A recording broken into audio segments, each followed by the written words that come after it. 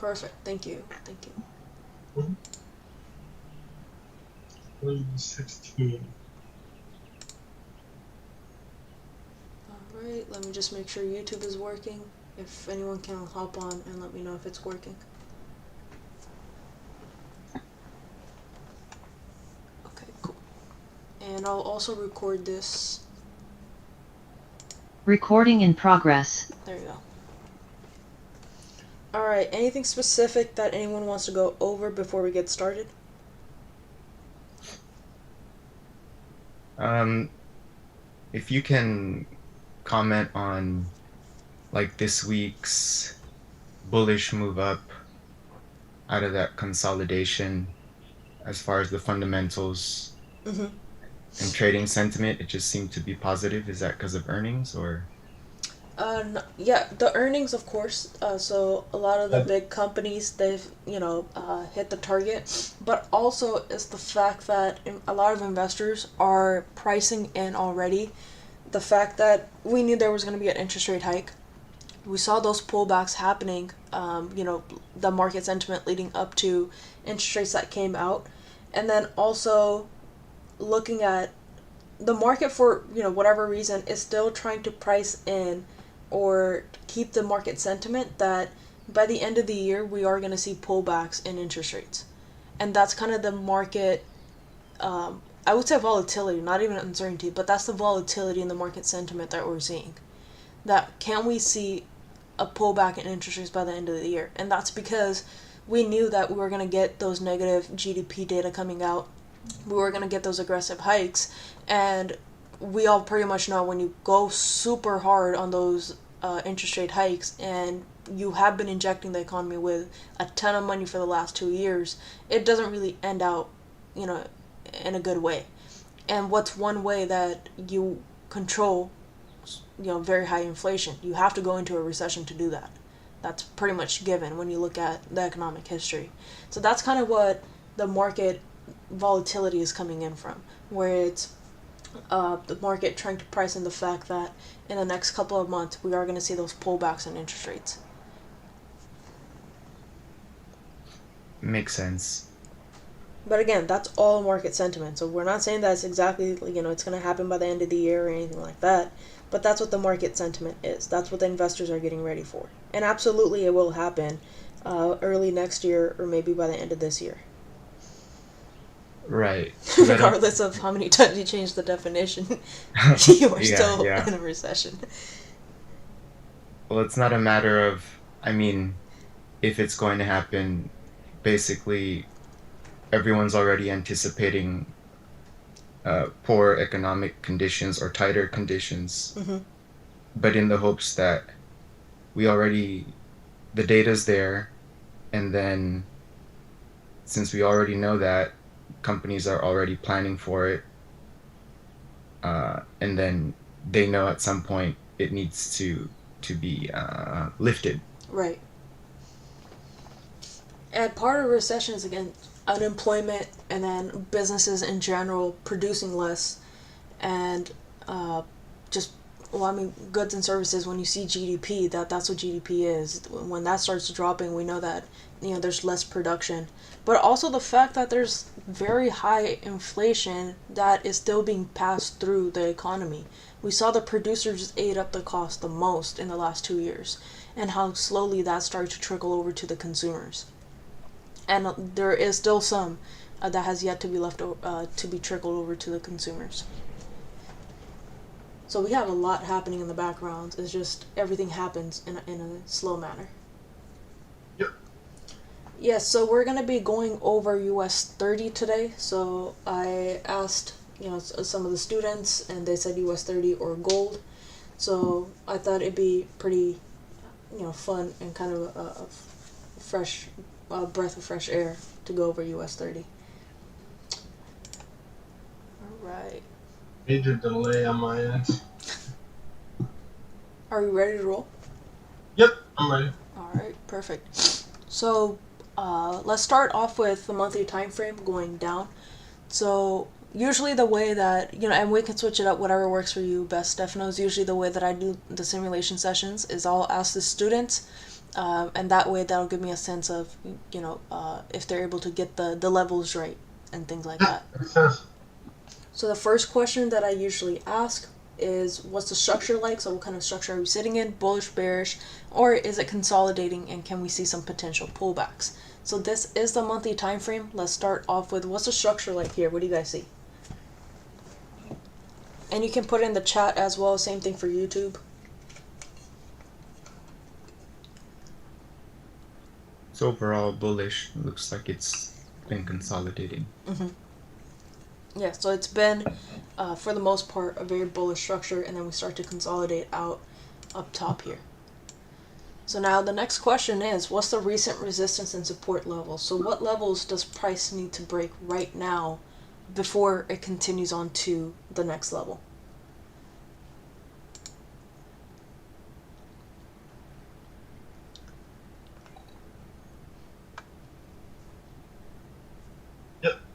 Yep, right here into these areas. Perfect.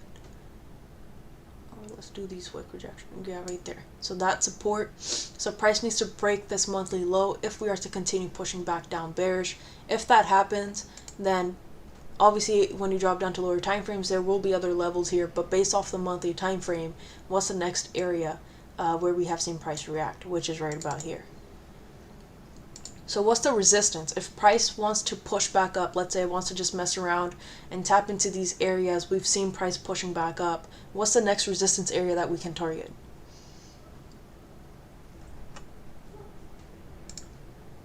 Yeah, so I would do these candle bodies here, where price has tapped into the majority of the time, and then it kind of pulls back. Sometimes we get fake outs, but that would be the next area of target if price is able to continue breaking above this 17,826 area. Make sense? Any questions? So far so good. All right, perfect. Let's drop down to the weekly time frame here then. So same thing, are we getting confirmations of a bullish structure? Yeah. And then price pulls back, breaks below these areas, kind of comes back and tests into a form of a liquidity zone. So I would say right around here, right where price has tapped into previously, and then we see massive push-ups happening. So same thing, we pull back and then massive push up. We tapped into this area, we had a massive push up, right, to come back into that consolidation area. So this is 2016. This is the last time we had an economic slowdown. I wouldn't say a recession, but an economic slowdown in the US in 2016.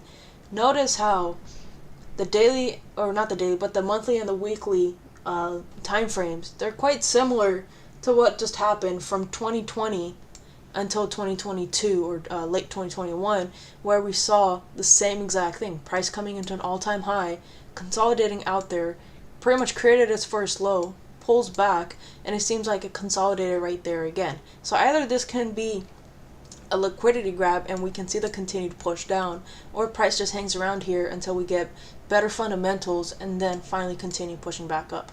But realize that this was the all-time highs. So it's the same exact price action, the same exact setup that's happening right now. If you were to go back and back test, 2007, 2008, 2009 time frames, or those periods as well, and the same exact time frames, the monthly, weekly, daily, you would see the same exact setup. So this thing, the patterns will repeat themselves over and over and over again. That's why price action is very important. Now, based off the weekly time frame, are there any other levels that we are interested in, or do the monthly pretty much cover everything?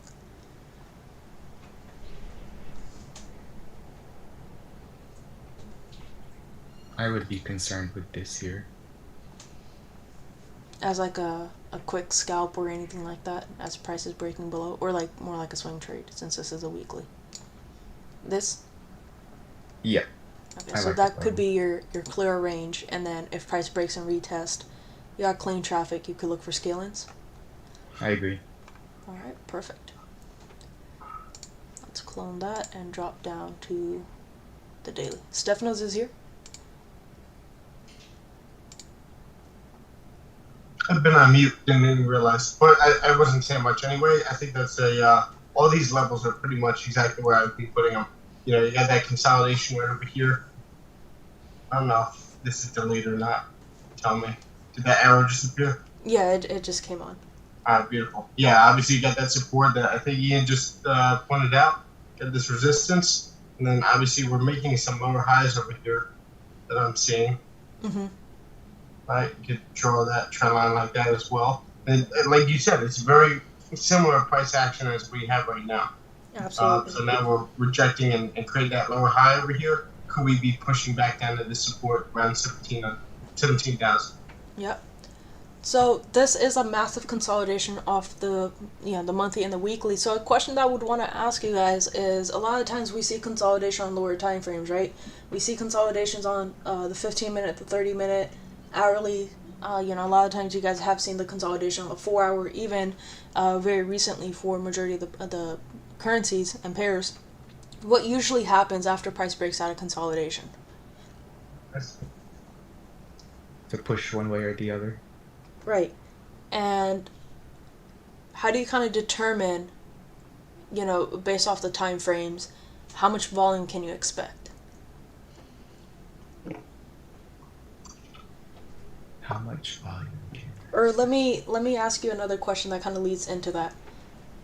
Which time frame is, so we know that higher the time frame, the stronger these levels are going to be. So if you see a consolidation happening on a monthly and a weekly, what does that tell you about fundamentals plus technical analysis? Is the trade there for us? Is the confluence there for us? If the fundamentals are there for higher time frames, there should be more volume. So if we're sitting here at all-time highs and we're consolidating based off a monthly and a weekly, what does that tell us from a fundamental perspective? Do we have the fundamentals for price to continue in one direction or another, or do you have to wait? Is there a confluence between fundamentals and technical analysis? Yes. Go ahead. Oh, who, me? I would say yes. I mean, I would wait for some sort of news, like red folder news or some sort of major announcement. So there's. Go ahead. So we're setting up for it, right? But we don't have the confluence yet. Correct. Right? Because you're consolidating. And obviously, the higher the time frame, the stronger these levels are going to be, and we know that we can expect volume. So what we have to prepare for now, this is where narrowing in your zones comes into play. And so if I want to narrow in my zone, this is a massive zone that we have. And that was based off the monthly and the weekly. If I come onto the daily time frame, we can look at some minor levels, minor zones. We can narrow into that, and there are trade that we can take advantage of. Either a scalp, a day trade. I wouldn't say a swing trade into this area unless you catch a trade from up top here, and that we're just consolidating. We don't really have enough fundamentals coming out, and you look for a sell coming down to the 17,158 area, or you're looking for a buy from up top, and then from down here and then going all the way to the top to 17,826. Other than that, that's really the only swing trade that you have, which would probably last you 2 to 3 days, but that's about it. Other than that, this is where you have to really narrow in your zone, so then you figure out, well, this is where the exact consolidation is. If price is to break out of this area, then we can look for a quick scalp, a day trade, or potentially can this scalp or day trade turn into a swing trade, and what do we need to see happening there? Make sense? Makes sense. Yeah, so you got it, James, on YouTube, that the volume is low and we need fundamental catalysts for price to push or break through the ranges. So now when you're looking at... Yeah, go ahead. I'm sorry, what part of the month are we in right now? This is legit the start of 2016. I just started with the first date that the simulator gave me. And this is the daily as well. I thought this was the monthly for some reason. No, this is the daily, yeah. There's just one level I just wanted to point out right over here, how we're rejecting that level right now. Yeah. And this is the start of the day, start of Monday. Yeah. So we're already rejecting off of this level right here, right? So that's definitely a significant area. Also, we're creating these lower highs. Right tool out. The way we're creating these lower highs here, but also holding this support right here. So a lot of times you could probably play a higher time frame range and take it from one resistance to the next support. But you got to understand again this level right here, but also you have a support holding in this area. So maybe we don't come down to create a new low, right? Maybe we end up consolidating in this area, or either hold a high right here or hold a higher high up in this area for price to possibly continue back up. But we're right now holding this support, so that's definitely a significant area. Just don't, that's definitely something worth marking off right here. Yeah. And then if you extend this over to the left, price reacts to this area multiple times. So I could keep going to the left, but we pretty much get the point. Anything else on the daily time frame? And another thing to note is the time period that we're in. This is the Monday of a new year. So a lot of the times, you guys, if you have been trading with us for like the last 2 years or so, we don't usually trade the last 2 weeks or so of December, and then the first week of New Year's anyways, but there are going to be some trade opportunities that might set up. So let's see how this kind of plays out, and then if there are any opportunities that set up. But understand that the reason why I said all that is understand that there will be volatility in the markets since it is the first week of the new year. And if I can just point out two more things. Yeah. Fundamentally, what's going on right now is the beginning of the year. So I believe Trump is going to be inaugurated in about 16 days from now. Mm-hmm. So you could have that consolidation from right here. The election happened right over here, right? So you saw that reaction to the election right in the beginning of November over here. So we're consolidating. We're not really understanding what's going to be happening in the next 16 days until he's elected, or not elected, but until he's inaugurated. And then basically, you guys know the history there. There was a lot of fear in the market when he first came in because it wasn't a traditional president. Second thing is, Ian, great job like speaking up and everything. Don't be afraid to speak up and announce levels and stuff like that. That's how you guys know you're gonna get better, right? No one's judging in here, right? You guys want to get better. You want to see if your levels are going to be correct or not. This is the practice. This is where you get better. This isn't the live market. This is where we all come together and we all get better together as a group and speak up. And again, like I said, don't be afraid to speak up. And if you don't want to be on the mic, just type it in the chats. Absolutely. All right, let's drop down to the 4-hour time frame now and take a look at what's going on. Right. Perfect. So now, based off the 4-hour time frame, what's the structure like here? What are we looking at? So we know that from higher time frames, just a quick recap, we were in a bullish structure. We started to consolidate out. Stefanos just pointed out those lower highs that were being formed on the daily time frame. And now, when you're looking at the 4-hour time frame, what do you guys see? Are there any new levels, or is this truly just a new no trade range? No trade. No trade range. Correct. Alright. Yeah, so I would pretty much do the same thing if I was on the 4-hour time frame too, where I would start looking for price. I would consider this entire thing more like a no trade range, given that, again, it was the end of the year, and then also now it's the first week of the new year of 2016. So I would want to just see some proper break and retest and things like that for any trade opportunities. But other than that, I would just consider this entire thing, if I could stay out of it, I would just kind of try to stay out of it. Let's go ahead and start the simulation, because if the 4 hours consolidating, then the 1 hour is pretty much going to be doing the same thing. So a massive consolidation here as well, and then 30-minute. So usually if the 4 hours consolidating and the 1 hour is consolidating, in live markets, I don't really look at the 30-minute or the 15-minute time frames, because the chances are they're consolidating as well.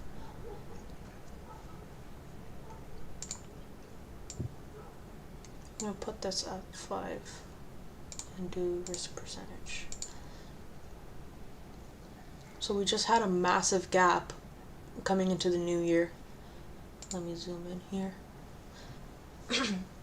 And if you guys want to look at different time frames as well, just let me know.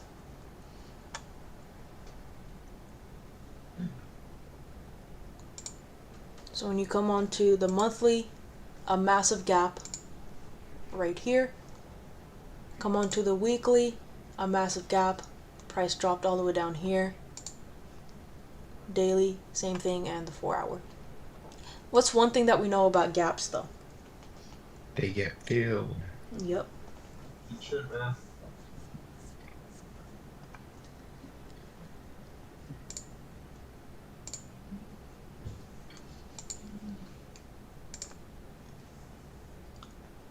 Can I speed this up a little bit? Of course. Guys, what I like to do in the simulator is kind of speed things up to wait for my setup, and then when I think the setup's going to be appearing or we're breaking out of a range, anything like that, that's where I start to slow it down.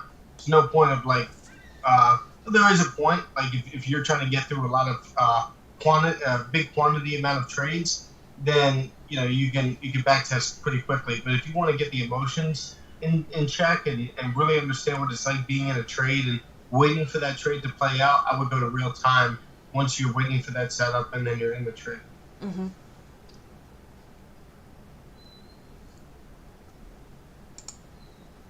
Like Sharma just said, I'm looking for that, personally, I'm looking for this gap to be filled right here. Once that gap's filled, we could possibly be retesting this previous support over here and then continue back down. Yeah. What I'm also doing, just skipping through these different time frames, like the 4 hour, the 1 hour, and stuff like that, is looking for similar moves.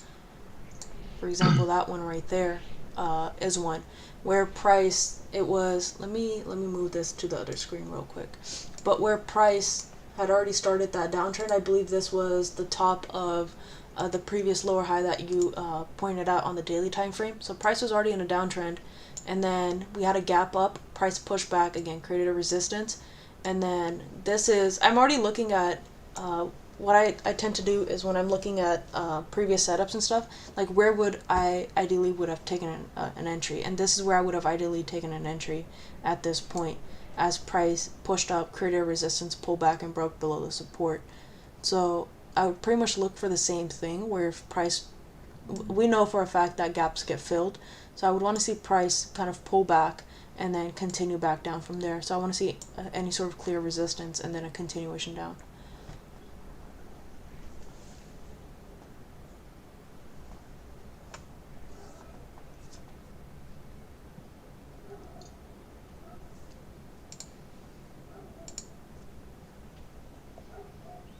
Can I skip through on the 30-minute here? Yeah. Alright, so we got the hourly close, bearish. Oop. Yep, price is breaking down.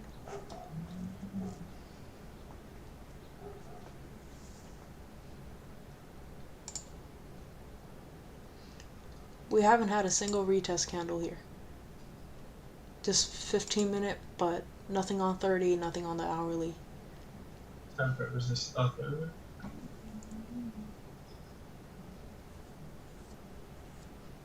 Wait, can you zoom out on the 30-minute real quick? Yeah. Yeah, no, that's, go back one more level down, like zoomed in. Okay. I just wanted to see, like, this price action over here, how you got that top wick respecting the high of the previous candle, and then passing the low of that candle. I wanted to see if we had a clean move to the left to bring price back down into this support over here, which we kind of did. Yeah. This candle, this price. It's definitely an area that price wants to tap into. It has multiple times over here. Yeah. So, maybe an entry right there, but again, my primary bias is waiting for that pullback to come back down. Yeah. Any sort of resistance in general to be formed, right?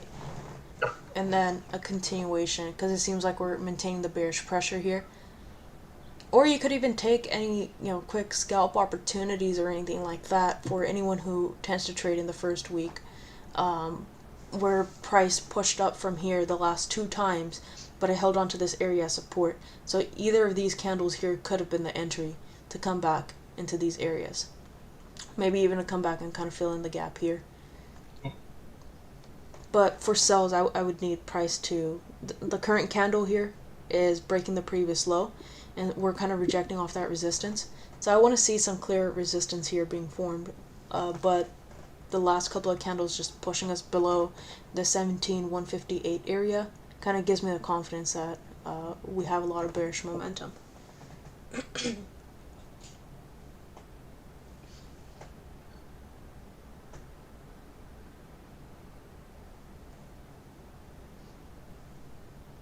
Does anyone have any questions so far? I think I'm good. Alright. We got just a couple of minutes before this hourly closes and the 30-minute.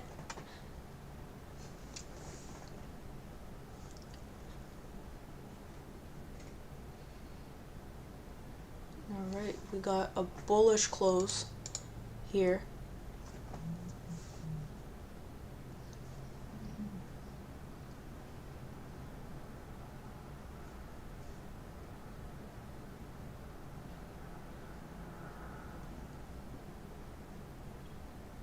And it's 9:30 Eastern, is that right? It's New York.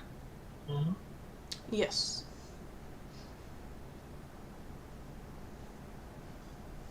Which did you do GMT or New York close? I did New York close. New York close. Okay. So This is Asian,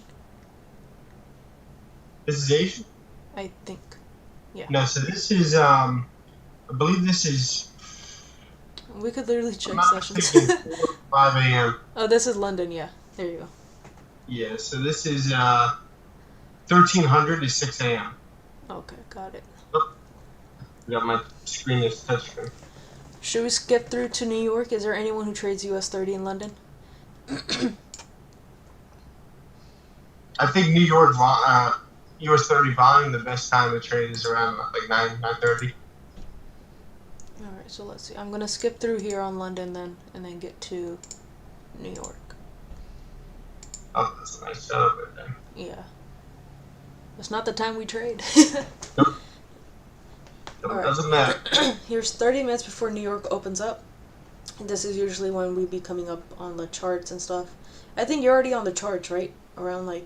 I'm on the charts at 1300 right there. Oh, okay, got it. So I like finish the morning routine around that time, then hop on the charts, and then we start around 13:30. Mm-hmm. This is 7:30 a.m. right now. If you could just zoom out real quick. Yeah. Okay. Real quick, I just want to see the daily time frame, so... Yep. Just wanted to see if we can continue below this. We're breaking below the previous daily lows. And then the next target, and that's the clean trade.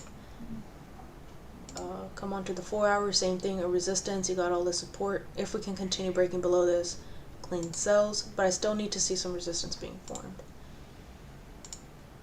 Go on to the hourly, same reactions. You want me to zoom out on the 30? Yes, if you could. Yeah. This is good? Yeah, that's fine. I'm wondering if we get clean price action where we, it's a little high. Kind of retest this area and hold a resistance to possibly retest the low right here. Mm-hmm. But be aware of this support. I just want to see candles closing in my direction, especially because we just created a higher low and a higher high in this 30-minute. So there's no selling as of yet. Perfect. We got about 10 minutes before this candle closes. Yep. For all you know, we could bounce off this area, just like we did over here, right? Close above this resistance, retest it, and then fill that gap. Yeah. So that's why you wait for candles to close in your direction. Even, like, I know, like, I used to get confused in the beginning when I would hear, let's say, Raquel say, you got to wait for candles to close in your direction, but at the same time, he'd be taking impulse trades. You need candles closing in your direction and then take the impulse entry. If that makes sense, right? You're not just taking the impulse entry based on, another candle not closing in your direction. Unless it's a very weak candle with a top wick rejection, let's say you're taking a sell, and you have a top wick formed on your candle, and then it passes to the low of the previous. Mm-hmm. And you have a wick to fill. So there's different conditions. You guys got to know your rules inside and out. Understand your trading plan. If you guys are beginning out and just starting out as a trader, keep that plan in front of you. You feel like you don't need to do that, but just keep it in front of you until it becomes habit. And then once it becomes habit and memorized, then you can start not looking at it as much. But I it's always a think good idea to just review it. I think that's a good example of like also, how we say that no trader trades the same as a person next to them. Mm-hmm. So it's like a break and retest, for example, and then a break and retest happens, right? Like that 3 candle setup that we usually look for. And then there's an impulse trade on the following candle. So that's just, I guess, different ways of understanding the market and why that happens. And then for me, for example, when I see something like that, I still just call it a break and retest. And then a lot of people are like, well, that's an impulse trade, right? But if I see a setup like this, for example, where price didn't really break the previous high, like it barely did close above it, I would be probably taking an entry on the following candle. But that my confirmation was the break and retest. Mm. You get what I mean? Everyone's got different interpretations of the market, and you just got to know your own rules. And that's right back to what Ian was saying with, setting his charts and stuff like that. You got to know your own levels, understand like where you're going to place them, and then come to a live stream and share that chart. That's why sharing your chart is so important, because you're not going to get any feedback if you're not. Oh, I wish I was better at sharing my chart. I'm embarrassed of my chart. That's exactly when you need to share. Right, I understand where you're coming from. Like I was in that same boat. I didn't want to share my chart, and I was on the live stream with what was it when I first came on? It was around 1,000 people at that time, right, on YouTube. I didn't want to share my chart in front of those people. I wasn't confident what I was doing yet. It was the first few months, so but I started to realize this is exactly what I need to share my chart, because you just got to swallow it up, swallow your pride, and just do it. And I promise you, you'll feel good about yourself once you do. Because if you're with the right person, with the right mentor, they're not going to make you feel like shit about it, right? They're going to tell you, okay, this is where I would have my level, or this is the trade I would have taken. And then you feel good about yourself. You feel better. You're like, okay, now it just got better. I'm going to go to bed tonight better than the way I woke up, because now I just learned something new. Mm-hmm. Well, I tested, still testing. I'll chart, and previously I would always delete all my drawings on the chart. Okay. And for the past couple of months, I haven't been deleting whatever I've drawn. So I don't know if you've seen like other people who post their charts like on YouTube and stuff. There's all these lines and drawings and levels. Yep.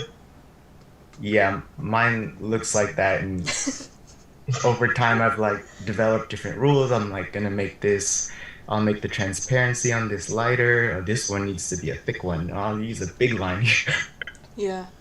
That can happen, and then eventually it's going to catch up with you, where you're not going to be seeing the charts as clearly as you used to, right? It's going to start getting a little foggy, and then that's where you go through the point of erasing your chart finally, like swallowing it up and just erasing it and just doing it, because you feel like you put so much work into this chart. Just erase it, and then once you do, you're going to start feeling clearer again. Just get back to what you used to do when you were doing really well, I guess, and stick to that. Stick to those routines.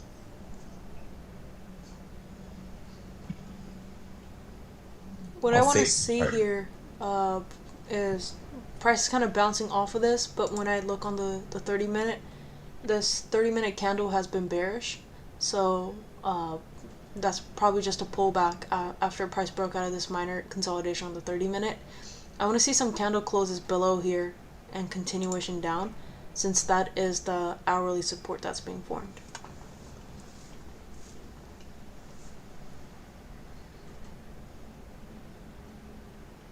Getting a little rejection of this area right over here. This candle's flipping bearish. Doesn't mean it's going to continue down, but this is a perfect example of waiting for like the hour close. Yeah. What time is it right now? Yeah, you got 9 minutes left.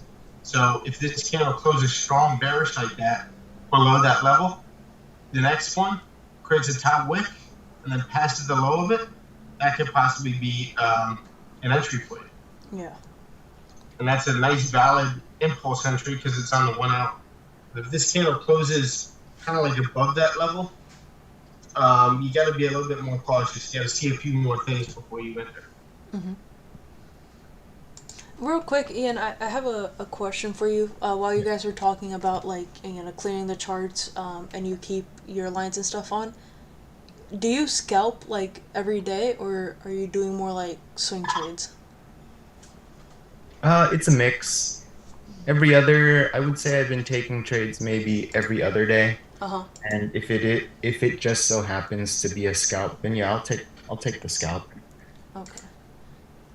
Yeah. I think with the drawings, sometimes I'll find that I've marked a level and it's still relevant. And then I'll focus mainly at where price is right now, and then use that as my older drawings Mhm. as like possible reminders for where I could possibly have a stop loss, where I could possibly take profits, or where I would want to. Because my goal is usually like uh, 1%. If I can hit 1% and then I need to walk away, then and I have a previously marked level that allows me to do that, then I'll take it. I'll cash out or take profits. Okay. The reason why I asked that is because if I'm like swing trading and that's my only purpose for that week, sometimes I'll leave like the monthly, weekly, and some of the daily levels until like unless there are Yep. new levels like price has created new support or new resistance on the daily, but sometimes I'll leave those levels on. But if I'm scalping, like every single day, that's when I remove the charts to draw it again. But for the most part, your monthly, weekly, daily levels are going to be the same regardless. It's the 4 hour and down time frames that really change. And that's what I wanted to say too. Like the only things that I just leave on the chart are my historical levels on the monthly, and sometimes the weekly maybe. But most of the time, I'm breaking the chart down for the weekly anyway. So, but like on gold, you're just having that 1680, 1750, 1830 levels. 2075 all-time highs. Like you can leave those on there, or like a monthly trend line. But Yeah. other than that, just erase everything else and then continue back down. Yeah.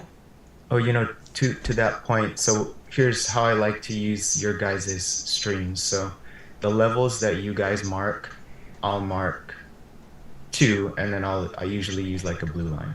I don't know, I might change that color, but and So then like use a different color for your own. right, unless I agree with it, and then I'll make a note that I agree with this level. That's a good exercise. At first, when you started saying that, I thought that could get a little confusing for you. But the fact that you're like taking notes of like, okay, they had their levels a little bit differently than mine. I'm just going to take note of that, and or if it's the same one, then you're taking note of that too. I think that's a good idea. Mm-hmm. You can see that getting a little confusing. Does it ever? When I zoom out, when you're at like the weekly and the Oh monthly, yeah. it's all like they're all like stacked on top of each other. But Mhm. again, for example, if you guys mention a level and that's a possible, I think the scenario for me is a partial where I can take partials and then just kind of be done. Mhm. Um, then I'll make a note of that. And if it so happens to meet my criteria, then, because I know for me, I will like watch it. I just still can't help it at this point. Yeah. And I'm at home, so I'm working from home. It can be a distraction. So the sooner I can, uh, what is it, move to break even or move my stop loss to where I'm still going to be in profit, like the sooner I can put my attention somewhere else. Yeah. Okay. Makes sense. Yeah. So I have this US 30 paused here because we broke the lows into this of the support, and then the hourly also closing bearish after a massive top wick, and we're kind of breaking the previous lows here as well. So this is where I would look for an entry. Also because we're coming at the top of the hour, and it's also where's the sessions right here? Sorry. And also because this is pretty much the New York Stock Exchange when we see the volume kicking in. So that's where I would take this entry. Me too. That's what I was pointing at. But can I just see the area to the left Yeah. real quick? Like any candles to the left? Do you have the scale on? You could drag the chart up. This is pretty much where price is right now. Nice. So I'm looking to target this area right here, 1703. All right, perfect. So, is there anyone else who wants to take an entry with us before, we enter our trades? Yeah, I like it too. I would take it as price broke that wick or like indication of volume on lower time frames. Yeah, breaking its own now. Yep. Okay, cool. Yeah, that's what I was thinking too. Because the max that we're going to do at any given point on the account here is, again, going to be 3%. So that's why I'm asking. So if there's only 3 of us, then we can do that. So where is your guys' stop loss and TP going to be? Mine's at 1703 area. I wanted to see it kind of break its own low. Again, like breaking this wick. Yeah. So, you guys can place your trades, and I'm just going to wait for that real quick. If we could just slow it down just a tad. Okay. Ian, do you want to take an entry right now, or do you want to wait? I'll wait. Okay, cool. So Sure. If you right-click on the screen on that 30-minute, and then go to Properties. Nope, on the, click on, and then the chart. There you go, perfect. And then go to Common, and just go Scale Fix right here. okay, perfect. That might help you drag it down. If not, you might have to adjust the minimum. There you go. All right, perfect. Now you can drag your TPs. Then you got to do the same thing on every chart. It's annoying. That's fine. We can do it as we pretty much go across the time frames. Mm-hmm. So based off of the hourly, I'm gonna give it some room. Again, if it wants to make top wicks and stuff, but it really shouldn't be breaking anywhere above these areas. So I'm gonna keep it right here, right below kind of the support area, wick rejections, and right above this minor resistance. I'm giving it this entire range to create a top wick. But if it is going to continue pushing down, and it shouldn't be going anything higher than that. If it does, then there's 2 things. Either we just consolidate out, or we push right back up bullish. And then let's use, I'll just do at the bottom of this zone. There you go. So that's a 3-1 risk to reward right there. I'm going to let this one run. And you want me to slow this down? Yeah, if you could slow it down and play it. Not Lewis. Ian, are you taking something? Not yet, but if I did, well, I would like. I'm anticipating like the way it's breaking right now. I would probably take that now, but then my stop loss would probably be like there. So not right now? Based on how it just moved, yeah, I'd probably take it now. Okay. Alright, so we're running on 2% now. So where do you want to place your TP? Where do you want to place your stop loss? TP can be here too. Alright. And then my stop loss would probably be like here, just above these wicks. So it says the stop loss is too far, so it has to be tighter. Oh, okay. I can do it right above these candles. Yeah, let's do it. Okay. So I would do the same stop loss as you. And TP, you can put it in the same spot, but I'll be securing at like 1703 or 30. okay. Stop loss same place? Yeah, I like the how you put it like above this wick right here. Okay. Perfect. How big was this account? $1,000 or $5,000. 5,000. Okay. Yeah. So just remember, I guess, your guys' stop loss or your TP levels here. Okay. All right, let's run this. If you guys have any questions at any point, again, just feel free to ask. For the sake of the stream, you can. I was just saying to slow it down for my entry, but Yeah. you could speed it up just a little bit. We'll bring it back to like 11.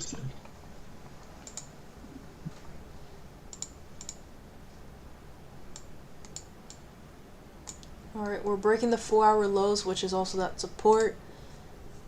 Hourly kind of gave us the break and retest. So I guess this comes right into that discussion that we were having earlier, where it's the break and retest and then the impulse entry on the following candle.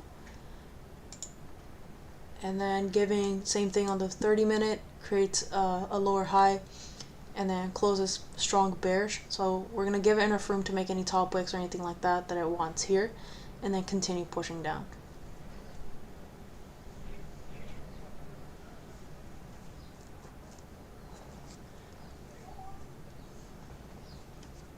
So the 15's about to close.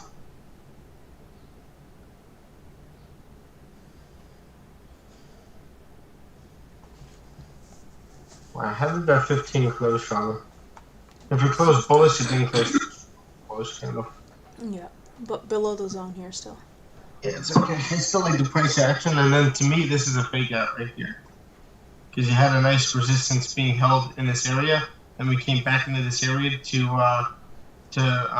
retest, and then we closed a strong bearish candle right over here. Mm-hmm. I don't like how we're rejecting these levels, but we're gonna let it breathe and give it some time. If you could just zoom in, just one click. Awesome. And then I think if you scale fix it.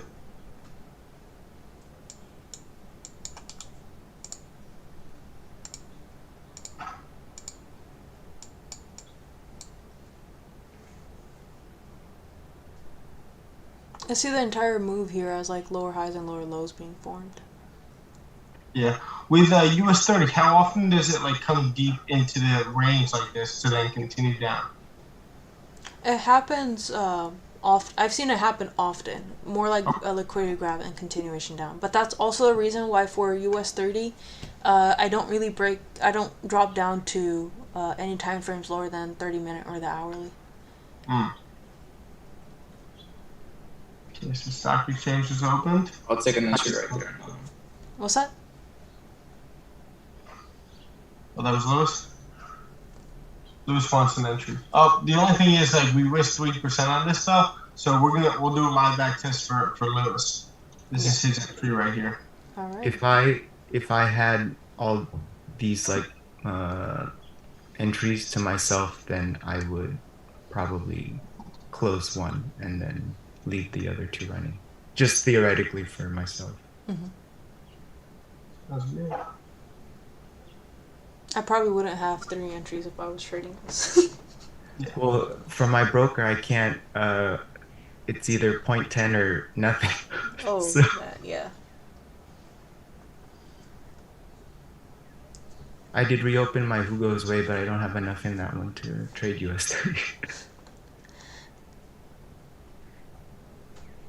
Lewis, where would you have your stop loss? The top of the current candle. Okay. Perfect. Yeah. So I'd be securing a little piece right around here. Yep, right there. Yeah. Yeah, Alright. 1703. Stops at break even probably. Yeah, because we only have a penny lot running on this, so move to break even. For me, yeah. Okay. You do that. I'd rather give it a little room to breathe and move it. Let me get rid of this.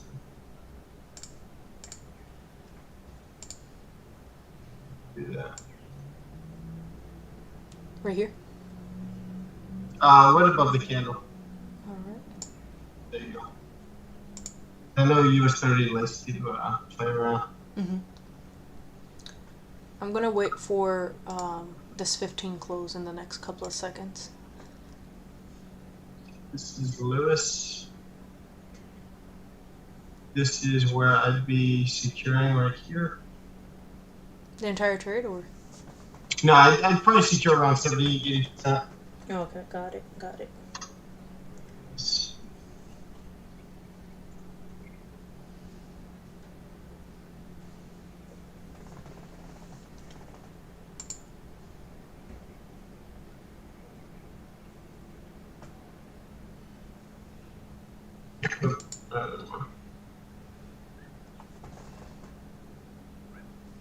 Then right here, What time is it? Okay, so I'd probably wait for the close of this candle, but depending on the close, I'd probably be cutting off like 50. Have it come back to my entry. So I just got a nice one-to-one scalp, secured, let's say 70-80%, and just cut off 50 once it comes back to the entry.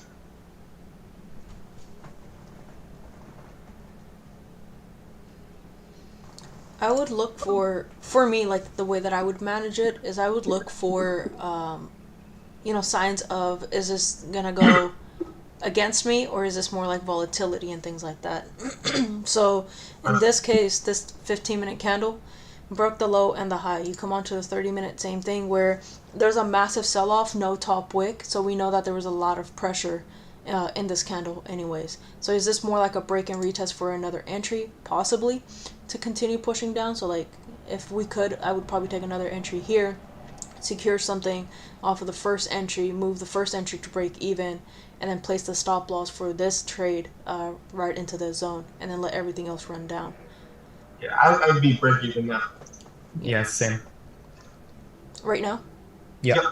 Okay, perfect. You guys are this one, right? Yes, I'm with the last two. Mine is the high stop loss. Oh. 130. Alright, there you go. Ian and I both have the same entry. They're open.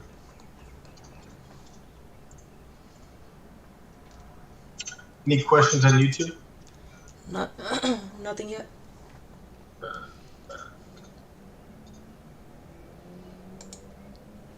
So this is an hour into the New York Stock Exchange. Usually we get a lot of volume around this time as well, and then until 8 a.m. PST, which is 11 a.m. Eastern time.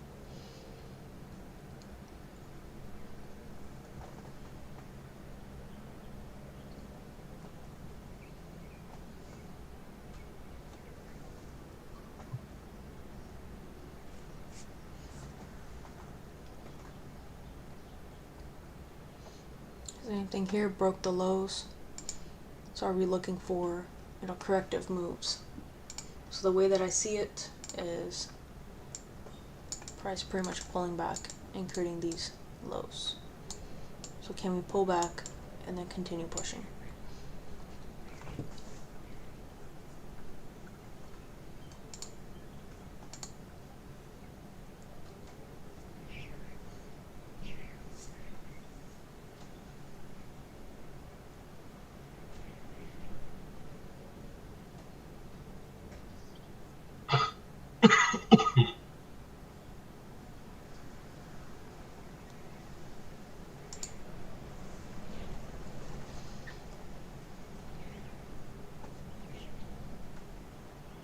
Any questions from any of you guys about the trade management, or anything else? I'm good. Well, yeah.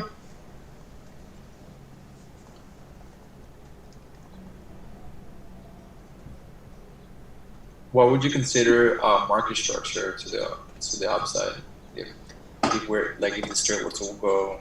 If price were to break above this zone and then continue pushing, that would be a break of structure for me. Above the 1716. This zone right here. Oh, okay. Because other than that, this is really all we're doing.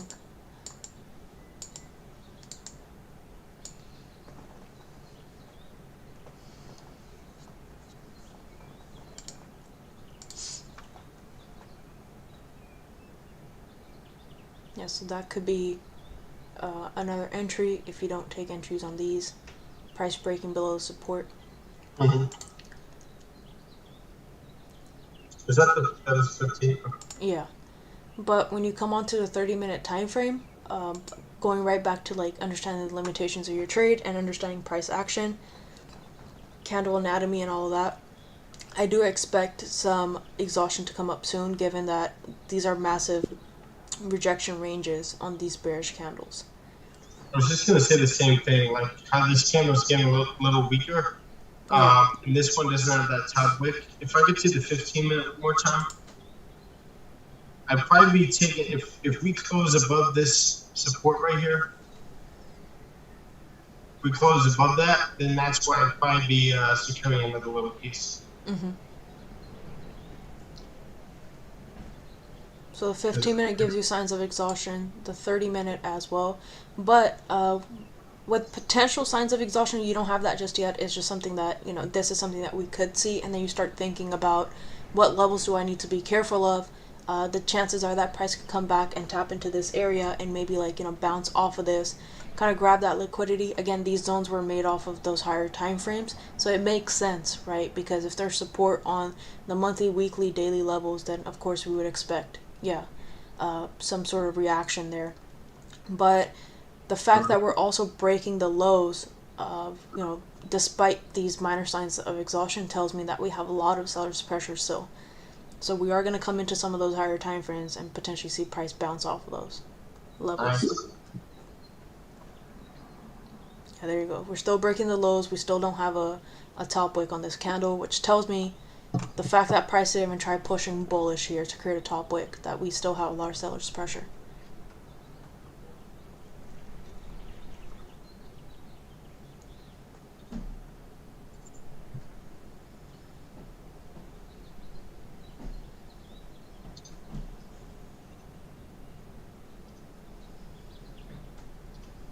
Right, and we just continue pushing. Hourly close strong. New hourly does not even have a top wick, so that gives me further confirmations of, can we see price bounce off of this zone. Come on to the 4-hour. We've seen reactions off of this zone here too. Oh, can I move my TP? Oh yes. What of them was it? Where did it go? I would move mine here Sorry, Ian. Go for it. to this level. Or actually, yeah. Ours was it.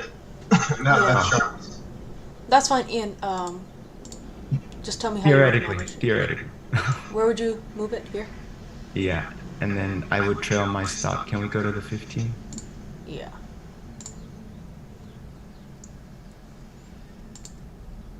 I put it here now and be more aggressive with it. Alright. So a risk-free trade. So 2 trades have already hit TP. 2 of them closed by TP. Ian, just go ahead and manage this trade how you would manage yours. Okay, so my stop loss here, Yeah. at this candle, and then we move the TP down further. Yeah, down into this area. Yeah.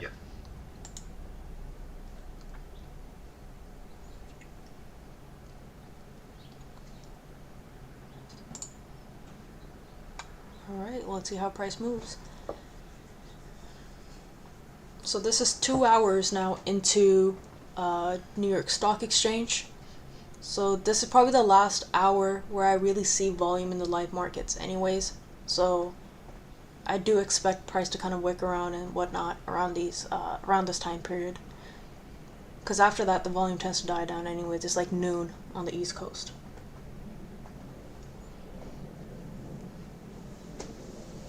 But so far, based off of 3% risk and 1 trade, we're up 7%. Not bad. Yep. We go. And this is the first day the markets opened up. Yeah, right. Oh yeah, what of the year? Mhm. Wow. Let's start the year off. Yep.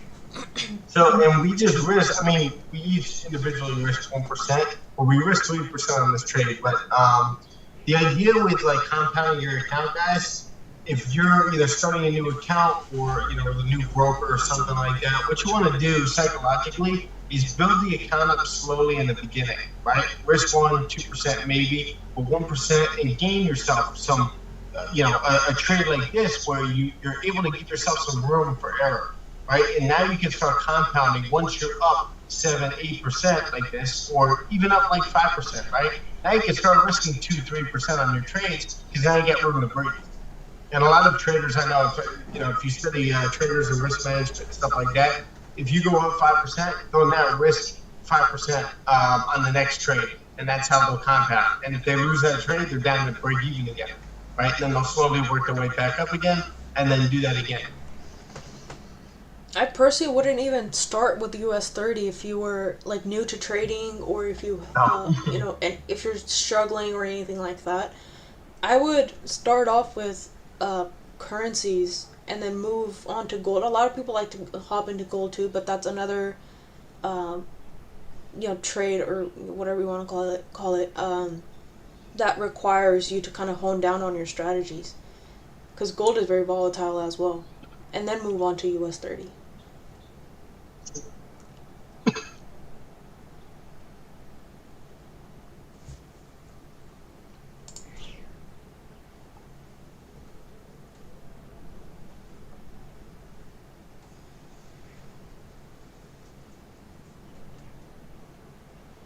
You guys like my tire changing skills? I saw that this morning. Some week, man. Oh man. Wait, what was that? I say it was some week. Oh yeah. Oh yeah.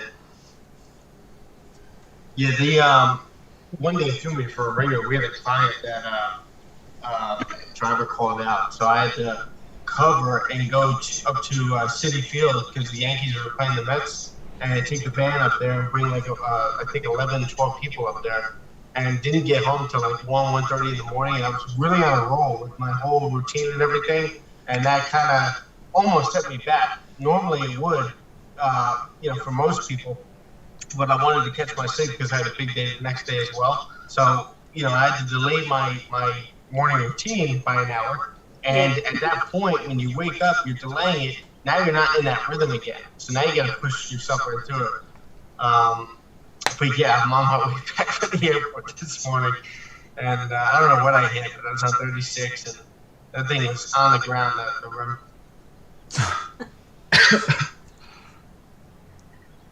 I love it. It's just something to spice up life, I guess. Yeah. Tony has a question on YouTube. What are some good starter pairs to look at for market structure and price action? I always say kind of start off with the major pairs because they're a little bit slower and they're also less volatile, but you can see the market structure majority of the time a lot more clearly, and then move on to minor pairs and whatnot, and then kind of make your way through that. I would also say, personally, I would probably start with, EJ or UJ, right? A little bit slower moving pairs, and that gets you used to trading again pair too, but it's not as fast as GJ. Yeah. And then, you graduate on the GJ, and now you have at least a little bit of a feel of how GJ moves because you trade EJ now. And then after GJ, you master that, and you can move on to gold. Mm-hmm.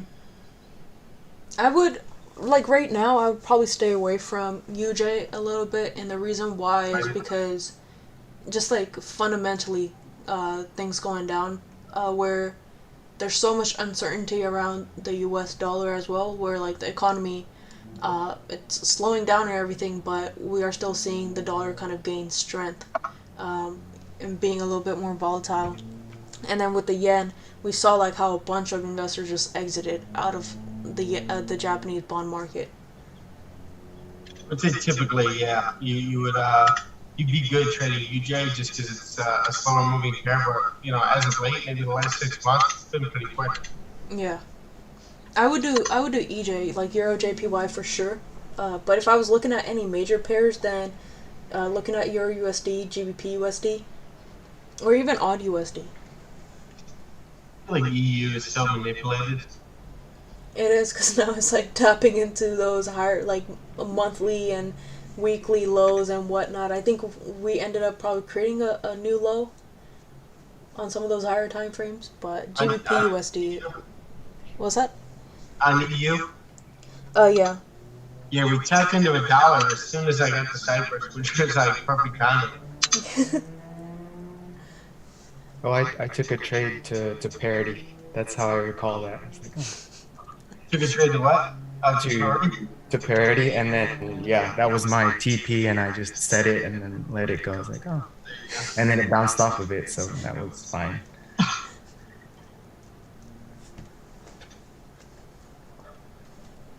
So Sean, I'm running a little over schedule now. It's been like about an hour and a half. Yeah, no worries.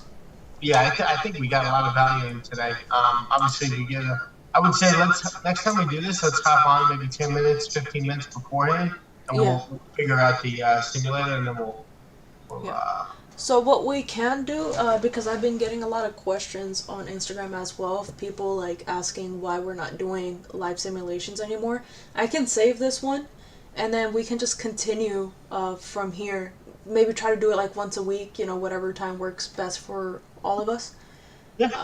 And I think it's gonna be good practice as well, because we are in a recession regardless of whatever anyone says, according to the data. But I think it'll be a good practice because 2016 was the last time that we had the economy slow down in the U.S. So pretty much how the market moved then, and we're already seeing a lot of the similarities technical analysis wise. And it doesn't matter anymore. Yeah. I'm going to skip through here just so you guys can see what pretty much happens, but price on the hourly made that bottom wick rejection, closed back up bullish. The next candle made that bottom wick and started breaking the highs, and that's where this candle pretty much closed out. So we did a total on this account. It was a $5,000 account. We did a 3% risk total, so 1% trade between all three of us. And we came up to about 6.34% equity increase in just this one trade. Wow. So my Instagram, if you guys have any questions, is at SharmaFX. Stefanos is StefanosFX28. Awesome. So we will see you guys on Monday for the weekly outlook, or are we going to do that on Sundays? So this Sunday I can't, just because we're doing like a thank you dinner for my whole family who like watched our dog and everything. But I would say next Sunday I'm in. Alright. So we'll see you guys. Yeah, that's fine.